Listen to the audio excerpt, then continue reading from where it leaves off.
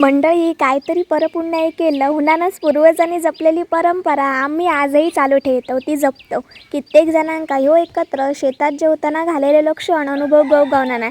पण आम्ही मात्र भाग्यवान. गावातल्या ब्राह्मणांच्या साक्षीने शेताच्या वावरात म्हणजेच मुख्य जुन्या मांगराकडे आज ब्राह्मण भोजनाचा आमच्या पायरेकरांचा समारंभ होतो. काही वेळा कुटुंब एकत्र येऊन 4 घास सुखाचे खाण्यासाठी अशा स्वरूपात पूर्वजांनी चालू ठेवलेले काही परंपरा. खरंच मंडळी, ही परंपरा चालू ठेवला हुना शेताच्या वावरात सुखाचे 2 घास खाऊक गावतात. आजची गणेशपूजा झाल्यानंतर आजचा जो सगळा जेवण होता तर स्वतः भटजी काका सगळा करीत असतात. खरोखर भटजी काकांच्या हाताची चव न्यारीच असता ह्याच्यावर काय संकोच नाही. तर या गरमीमध्ये भटजी काकांनी आंब्याचा सलवणी पण केलेला. त्यानंतर सगळ्यात आधी काहीतरी असला की आपल्या पूर्वजांका स्मरण करूकच वया.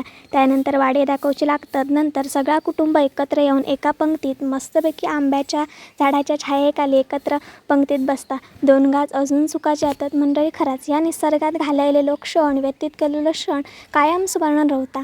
ह्याचा या छोटासा चित्र या डोळ्यामध्ये साठवून ठेवलेलं आहे. पुन्हा एकदा परत असे लवकरच नवीन क्षण येऊ नये अशी आशा बाळगते.